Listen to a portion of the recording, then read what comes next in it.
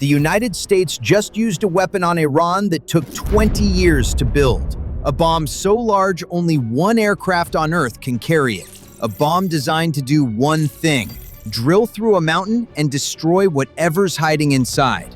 Iran buried its nuclear program underground and thought it was untouchable.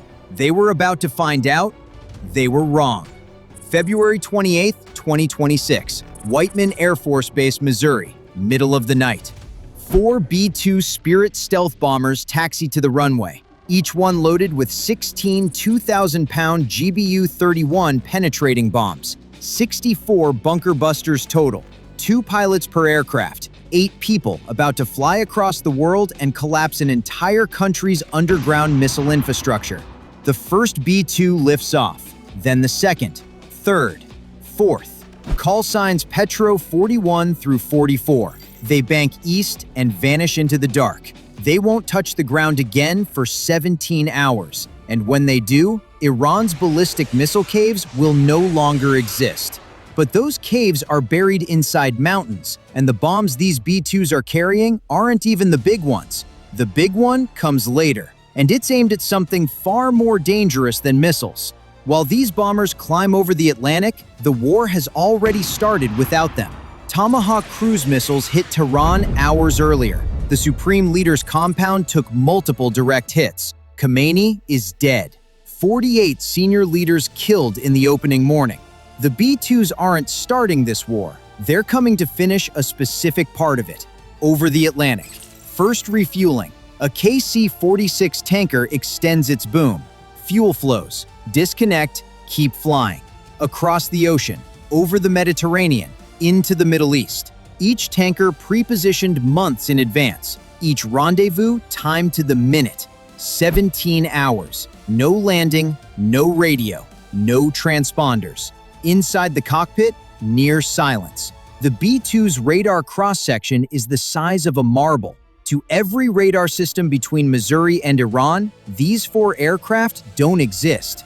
But deep inside the mountains of western Iran, the IRGC's nuclear-capable ballistic missiles are still hidden underground, waiting. That's where these B-2s are heading, and the crews on those aircraft are about to do something to those mountains that Iran never thought was possible. For decades, the IRGC carved missile cities into the mountains of western and northern Iran. Tabriz in the north, Kermanshah in the west, Yazd in the center. Tunnels bored wide enough to drive a missile launcher through. Blast-proof steel doors sealing each entrance. Corridors connecting multiple chambers deep inside the rock. Inside those chambers sit Iran's most dangerous weapons. Shahab-3 ballistic missiles, range 2,000 kilometers. Kermanshah missiles, range over 3,000 kilometers. Both designed to carry a nuclear warhead. Stored underground because Iran believed no weapon could ever reach them inside a mountain. American intelligence spent years mapping every entrance, every shaft, every aperture, all of it now loaded into the targeting computers of 4 bombers closing in from the west. The IRGC commanders guarding those caves don't know the B-2s are coming. They're about to find out what 2,000 pounds of steel does to a blast door.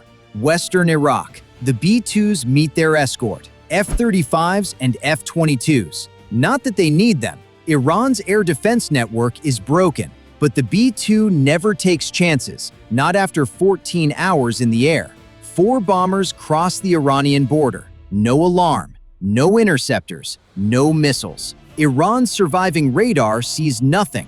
4 aircraft, 64 bombs, inside Iranian airspace. And not a single person on the ground knows they're there. The lead bomber is 8 minutes from the first target. On the ground, Iran is fighting back. Hundreds of missiles and drones fired at U.S. bases across the Gulf. 6 American soldiers already dead from a single drone that slipped through in Kuwait. The 5th Fleet headquarters in Bahrain hit multiple times. Iran is throwing everything it has at the coalition. None of it can stop what's 8 minutes away from their missile caves. Tabriz, northern Iran, missile cave complex. The weapons officer confirms GPS coordinates. Bomb bay doors open. The aircraft shudders. Two 2,000-pound penetrators drop into the night. Tail fins adjust 10 times per second, steering toward one point, the tunnel entrance, a reinforced concrete opening in the rock face, 30 feet wide. The first bomb hits dead center. It doesn't bounce, doesn't explode on contact. It punches through the blast door at terminal velocity and keeps going. Into the rock. The warhead detonates inside the tunnel. The second bomb follows. Same hole, deeper. Third, fourth, each one drilling further through the debris of the last. Stack impacts on the same point until you're through everything. The US perfected this technique on Fordow 9 months ago. They called it the double tap. Bomb after bomb, same hole, deeper and deeper. The mountain doesn't stand a chance against physics and repetition. Inside the cave, the shockwave has nowhere to escape. It slams off the tunnel walls, rips through every corridor, every storage chamber, every missile sitting on every launcher inside that mountain. The pressure wave doesn't distinguish between a Shahab 3 and the concrete it's parked behind. It destroys everything. Then, the entrance collapses. Hundreds of tons of rock fold inward and seal the opening like a tomb. The missiles inside will never launch, never move, never be recovered. They're buried alive inside the mountain that was supposed to protect them. The second B-2 is already dropping. Kermanshah, same approach. Tunnel entrance targeted. Penetrate, detonate, collapse. Third bomber, fourth bomber, 4 mountains, 64 bombs. Less than an hour. Not a single shot fired at any of them. Iran's air defense operators are staring at blank screens while their entire ballistic missile infrastructure is being deleted above their heads. By sunrise, the satellites tell the story. Planet Labs captures Tabriz North Missile Base. The tunnel entrances that were opened 24 hours ago are sealed under collapsed rock. Launch apertures buried. Access roads blocked with rubble. Kermanshah shows the same. Every mountain the B-2s touched is scarred and sealed. CENTCOM posts one photo of a B-2. 7 words. No nation should ever doubt America's resolve. The images go viral within hours. The world sees what 4 invisible aircraft did to Iran's missile infrastructure in a single night. Iran's ballistic missiles are buried alive inside their own mountains. But the B-2 mission was only the first half of what happened that week. Because while America was collapsing missile caves, Israel was hunting something Iran had hidden even deeper. Something Iran was certain no one had found. Across the Gulf, Iran's navy is being erased.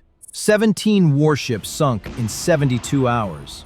The Iris Dina, Iran's newest frigate, torpedoed by an American submarine in the Indian Ocean. First torpedo kill since World War II. The Strait of Hormuz shut down. Iran is being dismantled from the sky, the sea, and now from underneath the ground. During epic fury, Israel struck 4 nuclear facilities. 2 of them, Iran didn't know had been discovered. First, Minzadehe, northeast of Tehran, a covert underground site. After the June 2025 war damaged Fordow and Natanz, Iran secretly moved its most sensitive nuclear weapons research here. Not centrifuges, the actual bomb component. The science that turns uranium into a weapon. Israeli intelligence watched scientists travel to this site for months. They let Iran pour resources and their best people into a facility Israel had already mapped. Then, they destroyed it. Announced it publicly. The message to every Iranian scientist: we knew where you were the entire time. We let you build it. Then we chose when to end it. Then Natanz, largest enrichment facility, crippled in June, rebuilt, struck again. Then Isfahan, nuclear campus, hit in June, rebuilt, hit again. Then Mojda in Tehran, the lab where SPND designs the actual warhead, destroyed. 4 nuclear sites, 1 week. 2 of them supposedly secret. But there's one more facility, south of Natanz, the deepest one Iran has ever built. and it's still standing. Meanwhile, Iran is lashing out at everyone within range. Drones hitting the US Embassy in Saudi Arabia, Dubai Airport, a hotel in Bahrain, even Azerbaijan, a country with nothing to do with this war. 500 missiles and 2,000 drones fired at 9 countries. Every single one condemned Iran, not the US, Iran. The more they fire, the more isolated they become. Pickaxe Mountain, south of Natanz, 100 meters underground, deeper than a 30-story building on its side. Iran has been racing to build a new enrichment plant inside this mountain since the June strikes.